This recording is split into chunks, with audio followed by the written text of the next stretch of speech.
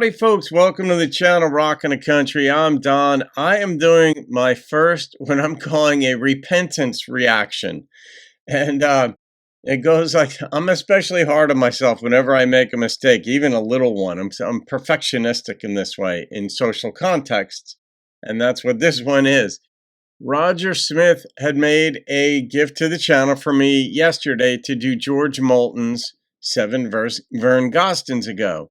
Now, I turned the camera on and then to do the reaction, and I had a major sneezing attack. And for some reason, when I started doing the recording, I attributed the gift request to Kyle Perkins. I think it's because the Utah mug was here. So something happened in my brain when I sneezed about 10 times.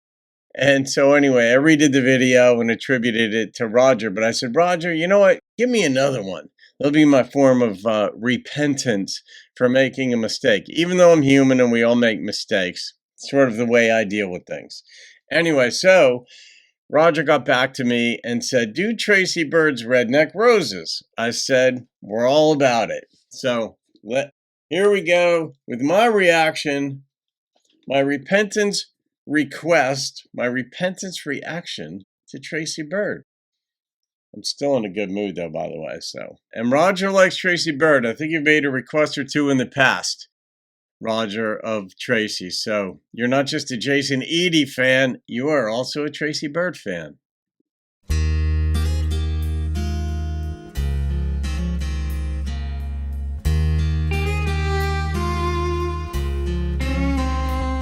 Not so long ago, on his way home from work, he'd stop by the side of the road, step out of that old beat-up Ford that he drove, and he'd walk around searching the ground for a handful of wildflower blooms. That's nice. Thinking of where he'd be soon, there with her. She called them redneck roses. Endearingly. That's what they were. A simple gift of love from a country boy to his girl. Call them redneck roses. They didn't cost a dime, but they brought a smile to her face every time. Yeah, that's all you need. Now it's young men, down the listen line. up. She sits home alone. It's the usual end of the day. Right. Once again, he's still working late, but he never calls. They've got a house on a hill, no problems with bills, and a baby that's on the way. But her heart longs for those yesterdays and his love. She called them redneck roses, 'cause that's what they were. A simple gift of love from a country boy to his girl. All right, but he climbed the corporate ladder pretty quickly. If they have a house on the hill already and she's got a baby on the way, not much time elapsed here. It's not like there's this 10-year period. It could be, but that was a big leap. I get the point that's being made here, though, the principle involved, where simple is better, but they don't have any problem with bills and all that stuff. So he went from his old beat-up Ford.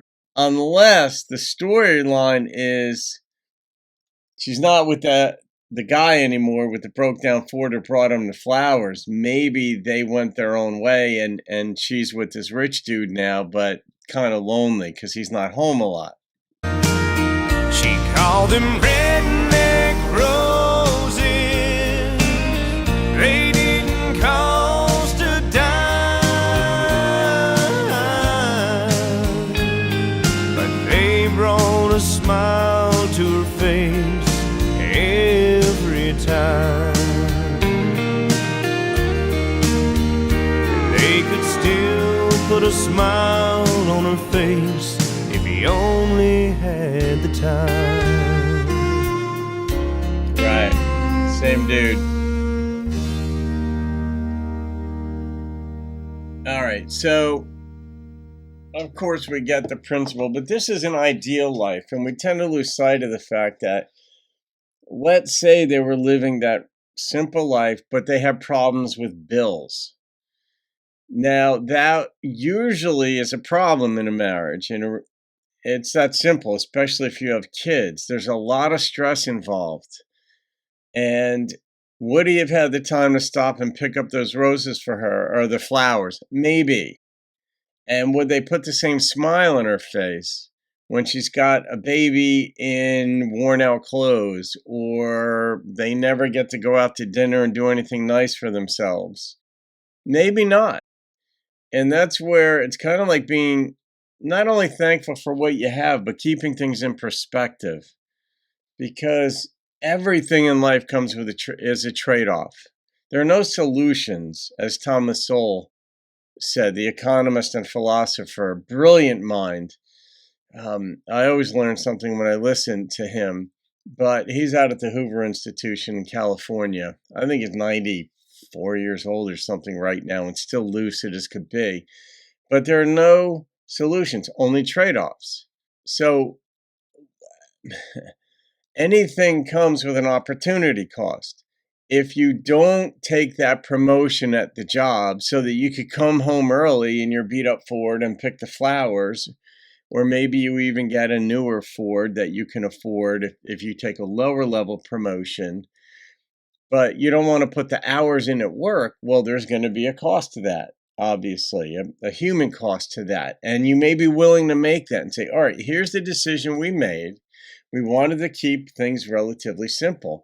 There are some actors and actresses in Hollywood who walked away from the business. They walked away from the limelight for different reasons. I think Rick Moranis did when his wife got sick, and she may have even passed away, and they had 3 kids. And he said, the amount of time required for me to keep making these films is exorbitant, and I want to take care of my kids. Now, would he regret that decision? Probably not. Would he acknowledge that he wished he could do both? Probably. Who wouldn't want the best of both worlds, as we say it? Raising your children, being an actor, making the money that comes from the film, keeping your craft going, all that you've worked for your whole life. You're at the pinnacle now, but you walk from it. There are people who, I think Michelle Pfeiffer, major actress, one of the most beautiful women to ever grace the screen. But I think she moved from California 20 years ago, even while she was still acting, to like Montana or somewhere to get away from that part of the lifestyle, just to lead a simpler, more beautiful life. And it's nice to have those options, but that's where songs like this, even though they're simple stories, and I get the principle that, if you can keep it simple, keep it simple. But if you're offered a promotion at work because you're bright, you're respected, you're making good decisions, maybe you love your work and you're climbing and the ladder, that comes with more responsibility. And yeah, having a house on the hill can be nice. But if you're solely working to acquire things, obviously that's not a good thing. So this is a classic song of setting the simple life against the complex life. It's a psychological study, if you will. It can be or issue, but it's certainly a philosophical one. Which life, if you had to choose, would you choose, this one or that one? But if you can retain your earthy sensibilities about you while climbing the corporate ladder, yes. But she's in the song, she's sitting at home waiting for him, alone, waiting for him to get home. And being lonely does suck. But presumably, you both made a decision for him to accept these promotions at work, which meant he may have, instead of working 8 or 9 hours a day, he might be working 10 or 12. All right, so be it. If you both made that decision, you have to honor it. You know you're going to be sitting home alone more than you had been, but your kids will be able to go to better schools. And you might make that, you have to honor that decision. That you can't go back and say, man, I wish I had that. The grass isn't, so to speak, always greener, as the cliche goes.